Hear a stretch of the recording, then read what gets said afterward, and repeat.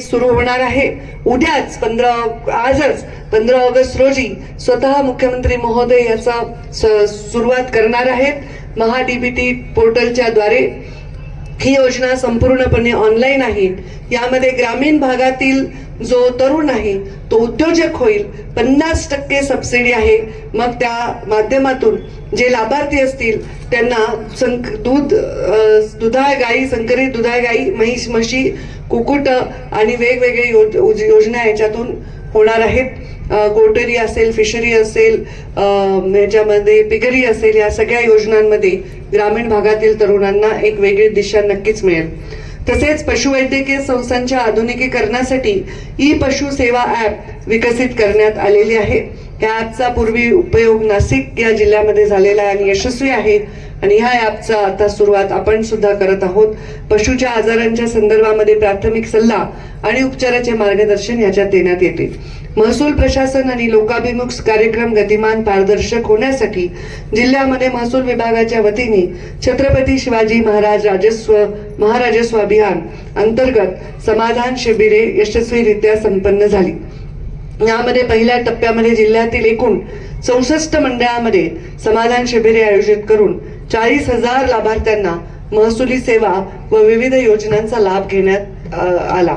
नागरिकांना सहकारी कार्यालयातील मागावं लागणाऱ्या चक्रा कमी व्हाव्या, लांब लांब रांगातून नागरिकांची कायमची सुटका व्हावी, मुक्तता व्हावी, यासाठी जालना जिल्हा प्रशासनाने जालना मित्र हे नाविन्यपूर्ण घरपोच शासकीय सेवा पोर्टल सुरू केलेले आहे। मी सर्वांना आव्हान करते की याचा आपण जास्तीत जास्त लाभ घ्यावा आणि शासन आपल्या दारी ही संकल्पना यशस्वी करण्यात योगदान द्यावं।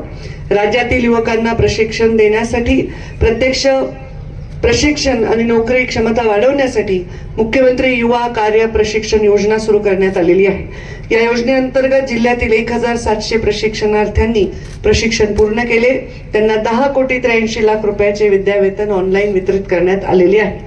राज्य शासनाच्या महत्वाकांक्षी मुख्यमंत्री रोजगार निर्मिती कार्यक्रम योजनेच्या माध्यमातून 423 नवीन उद्योग उभे राहिलेले आहेत। या उद्योगाद्वारे अनेक तरुणांना रोजगार उपलब्ध होणार आहे। दिवंगत मुख्यमंत्री सुधाकर नाईक यांच्या जयंतीनिमित्त 21 ऑगस्ट रोजी साजरा होणारा जलसंधारण दिन आपल्याला जलव्यवस्थापन आणि ग्रामीण विकासाच्या योगदानाची त्यांच्याबद्दलची आठवण करून देतो। त्या अनुषंगाने मृदू व जलसंधारण विभागाच्या माध्यमातून 15 ऑगस्ट ते 21 ऑगस्ट दरम्यान जलसंधारण सप्ताह साजरा करण्यात येणार आहे। 15 ऑगस्ट ते 26 जानेवारी या दरम्यान जलसंधारण अभियान राबवण्यात येणार आहे। 21 ऑगस्ट रोजी महा वॉकेथॉन वॉक फॉर वॉटर या उपक्रमात जास्तीत जास्त नागरिकांनी सहभागी व्हावे असे मी त्यांना आवाहन करते। निवडणूक आयोगाने महाराष्ट्रामध्ये 1 ऑक्टोबर 2026 या अर्हता दिनांकावर आधारित विशेष संक्षिप्त मतदार यादी पुनर्निरीक्षण SIR 2026 अंतर्गत मतदार यादी अद्ययावत करण्याची प्रक्रिया सुरू केलेली आहे। नागरिकांनी आपल्या मतदार नोंदणीची माहिती अचूक भरावी, यामध्ये व्यवस्थितपणे सहभाग घ्यावा। लोकशाहीने आपल्याला दिलेला हा अधिकार आहे आणि तो बजावण्यासाठी बूथ लेवल ऑफिसर यांना सहकार्य करून मतदार नोंदणी अचूक करून घ्यावी असंही मी त्यांना आवाहन करते। मी जालना जिल्ह्यात नेहमी सांगते की जालना हा सोनेचा पालना आहे। इथे स्टील आहे, इथे सीड आहे आणि इथे सिल्क आहे। कालच सन्माननीय मुख्यमंत्री महोदयांनी इथे जालन्याच्या सिल्कच्या संदर्भातली आपल्याला दिशा स्पष्ट केली आहे। जशी पैठणमध्ये पैठणी बनते तशी आपल्या जालन्यामध्ये जालनाही बनेल आणि ही ब्रँड देशभर नव्हे तर जगभर प्रसिद्ध होईल। यामध्ये आपण सर्व कटिबद्ध राहू। आपल्या सर्वांच्या सोबतच राहून आपण सर्वांनी एकमेकांचा हात धरून जर काम केलं तर ह्या जालन्याच्या विकासाला फार मोठी गती देण्यासाठी आपण यशस्वी होऊ। म्हणून प्रशासन, शासन सर्वांनी मिळून लोकप्रतिनिधी आणि मीडिया ह्या सगळ्यांच्या सहकार्याने जालन्याच्या विकासाला उज्ज्वल दिशा देण्यासाठी आपण कार्यरत राहू। आपल्याला परत एकदा मी स्वातंत्र्य दिनाच्या हार्दिक शुभेच्छा देते आणि माझ्या वाणीला विराम देते। धन्यवाद। जय हिंद, जय महाराष्ट्र। सर्व सन्माननीय स्वातंत्र्य सैनिक, ज्येष्ठ नागरिक, माननीय आमदार, खासदार, लोकप्रतिनिधी, उपस्थित सर्व अधिकारी, कर्मचारी, विद्यार्थी आणि पत्रकार बांधव या सर्वांना मी मनापासून भारतीय स्वातंत्र्य दिनाच्या शुभेच्छा देते। भारतीय स्वातंत्र्य दिनाच्या निमित्ताने जमलेल्या सर्व माझ्या बंधू भगिनींनो, सर्वप्रथम देशाच्या स्वातंत्र्यासाठी आपल्या प्राणाची आहुती देणाऱ्या सर्व ज्ञात व अज्ञात स्वातंत्र्य सैनिकांना मी अभिवादन करते आणि त्यांच्या पवित्र स्मृतीस वंदन करते. 15 ऑगस्ट 1947 रोजी भारतीयांनी ब्रिटिश साम्राज्याच्या छायेतून बाहेर येत स्वतंत्रतेचा एक श्वास घेतला. हा क्षण केवळ राष्ट्रीय विजय नव्हे तर एक सामाजिक, सांस्कृतिक आणि ऐतिहासिक परिवर्तनाचा आरंभ आहे. भारतीय स्वातंत्र्य संग्रामाच्या शूर सैनिकांच्या बलिदान आणि कष्ट, त्याचबरोबर अनेक महान नेत्यांच्या आणि क्रांतिकारकांच्या प्रयत्नांनी आपल्या देशाला स्वातंत्र्य मिळालेले आहे. देश स्वतंत्र झाला, देश घडत गेला, राज्य घडत गेलं आणि त्याच समवेत माझा जालना जिल्हा देखील घडत आहे, घडत राहील याचा मला विश्वास आहे. आपल्या जालना जिल्ह्याच्या स्थापनेला देखील 45 वर्ष पूर्ण झालेली आहेत आणि या 45 वर्ष पूर्ण झालेल्या जालना जिल्ह्याच्या या स्थापनेमध्ये 3 महत्वाचे स्तंभ या जालना जिल्ह्याचे आहेत. ते म्हणजे इथलं स्टील, इथलं सीड आणि इथलं सिल्क. त्यामुळे या 3S या स्तंभांचा विकास करण्यासाठी पालकमंत्री म्हणून मी कटिबद्ध आहे. जालना जिल्ह्याच्या सर्वांगीण व संतुलित विकासाला गती देण्यासाठी सन 26-27च्या वर्षामध्ये 547.97 कोटी रुपयांचा वार्षिक योजनेचा, जिल्हा वार्षिक योजनेचा आराखडा जिल्हा नियोजन समितीने मान्य केलेला आहे. यावर्षी आपण सर्वजण पावसाची प्रतीक्षा करत होतो. पावसाने सरासरी गाठली आहे, परंतु अद्याप जिल्ह्यामध्ये समाधानकारक पाऊस नाही.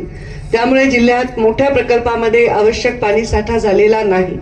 यावर्षी जिल्ह्यामध्ये खरीपाचे एकूण 6,25,000 हेक्टर क्षेत्र असून सुमारे 5,68,00,000 हेक्टरहून अधिक क्षेत्रावर पेरणी झालेली आहे.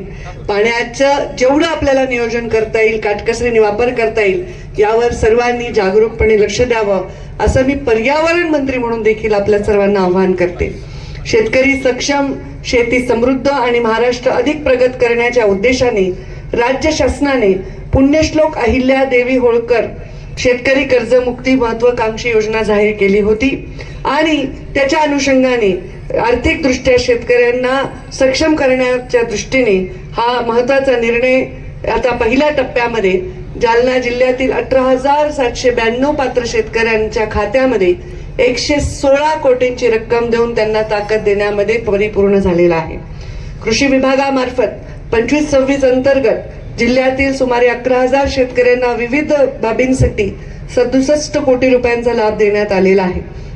प्रधानमंत्री सूक्ष्म अन्न प्रक्रिया योजनेमध्ये 52 लाभार्थ्यांना सुमारे 2 कोटी रुपयांचे कर्ज तसेच 87 लाख रुपयांचे अनुदान वितरित करण्यात आले आहे.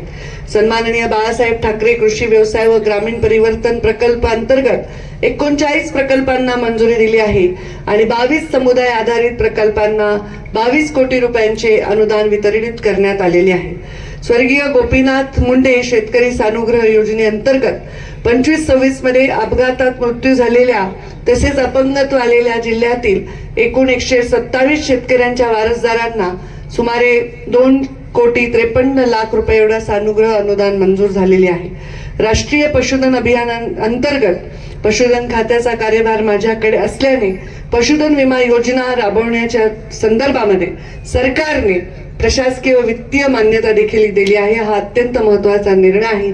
यामुळे पशुपालकांना त्यांच्या पशूंचा अपघात किंवा नैसर्गिक आपत्ती किंवा रोगामुळे जर मृत्यू झाला तर आर्थिक संरक्षण मिळणार आहे आणि त्यामुळे पशुपालकांचे आर्थिक स्थैर्य टिकवण्यामध्ये आपल्याला यश येणार आहे.